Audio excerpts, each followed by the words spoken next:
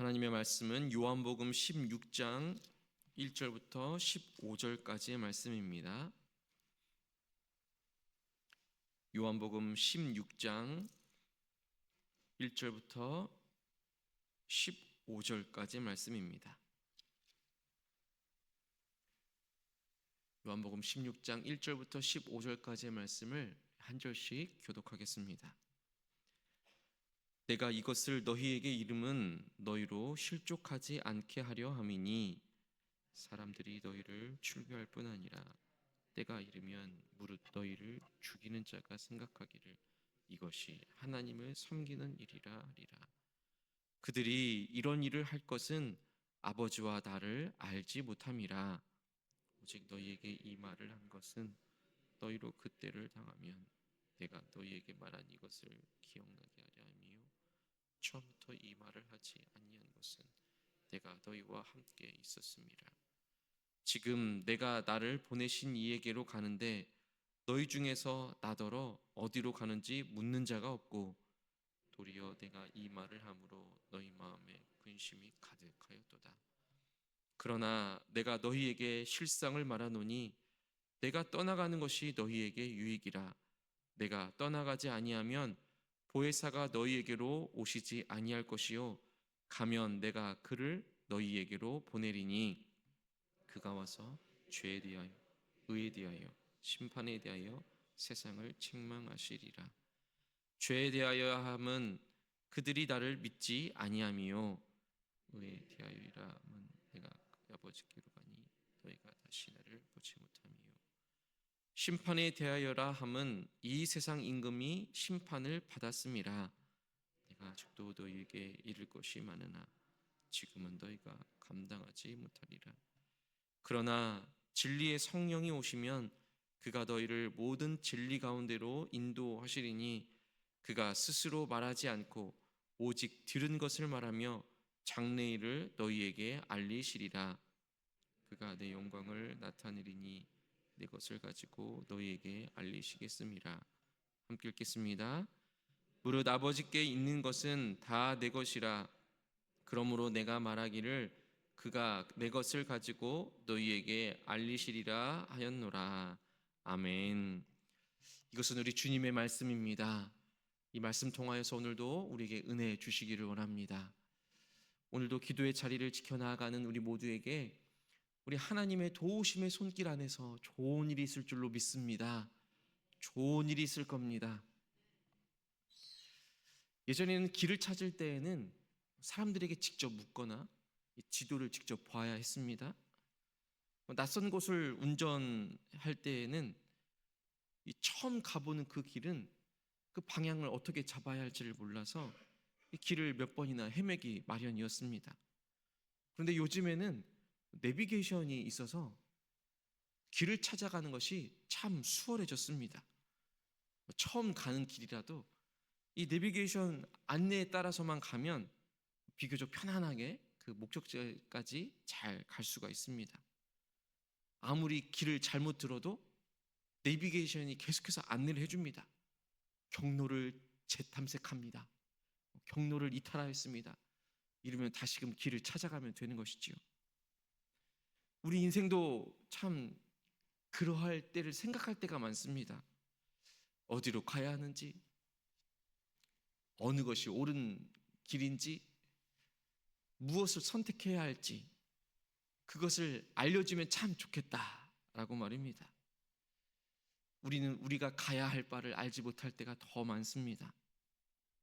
그래서 하나님께서 우리에게 그 길을 안내해 주시는 분을 보내주신 것이지요. 바로 오늘 본문 가운데에서 계속해서 말하고 있는 바로 성령님이십니다. 오늘 예수님께서는 제자들에게 이 성령님에 대해서 아주 잘 말씀해 주고 계십니다. 오늘 요한복음 16장에서는 예수님께서 제자들에게 앞으로 일어날 일을 미리 말씀하여 주고 계십니다.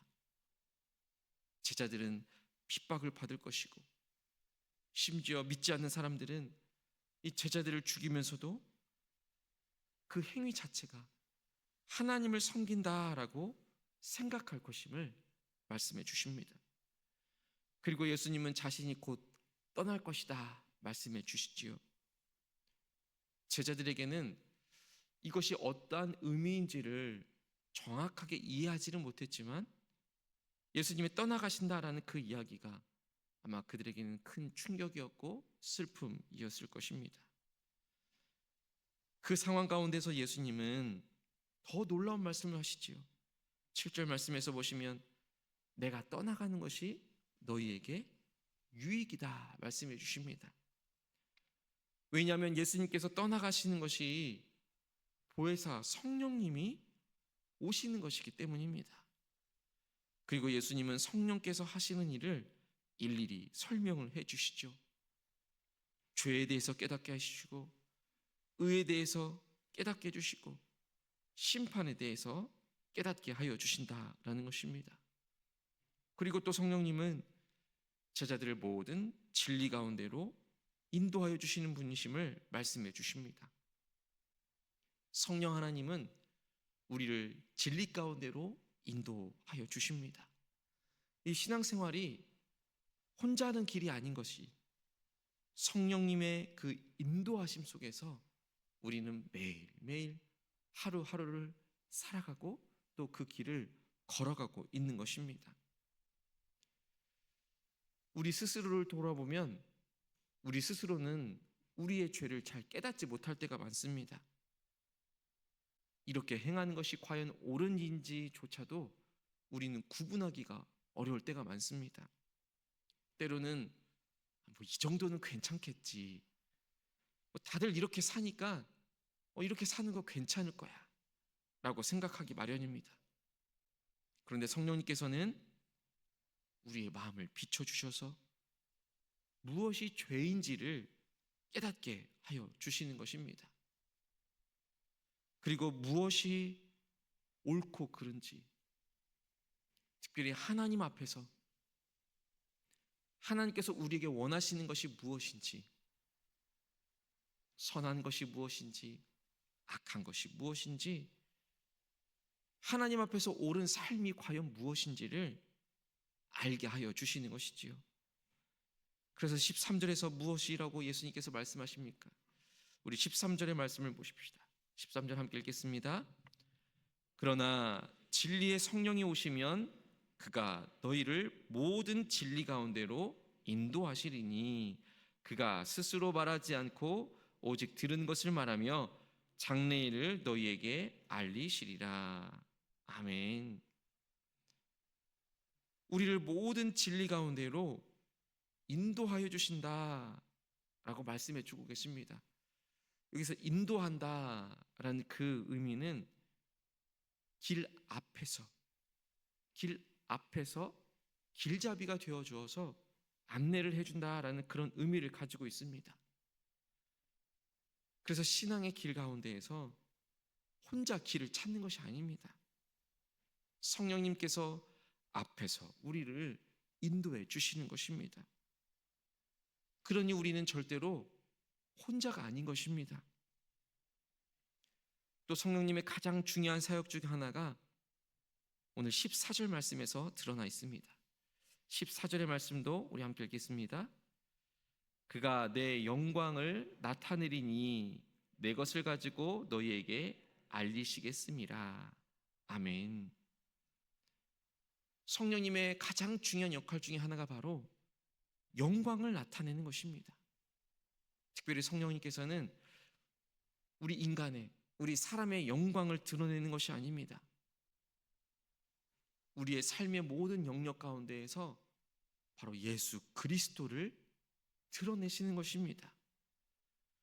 그렇기 때문에 성령 안에서 살아가는 사람들, 그 사람들은 자신을 자랑하지 않습니다. 자기보다는 예수님을 높여드리고 자기보다는 예수님이 드러나는 삶을 살아내게 되는 것입니다. 우리는 어떠한 사람입니까? 예수 그리스도를 드러내는 삶을 살아가고 있습니까? 아니면 나 자신이 드러나는 삶을 살아가고 있습니까? 성령 하나님께서는 분명 나 자신이 아닌 예수 그리스도께서 드러나는 삶을 살아가도록 우리를 인도하여 주시는 줄로 믿습니다.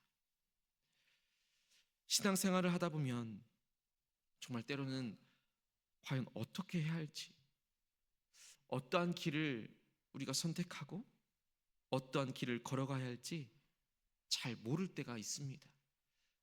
잘 모를 때가 훨씬 더 많습니다. 어떤 선택을 해야 할지, 어떤 길로 가야 할지, 무엇이 옳은지 우리가 헤매일 때 우리는 분명히 기억해야 할 것입니다.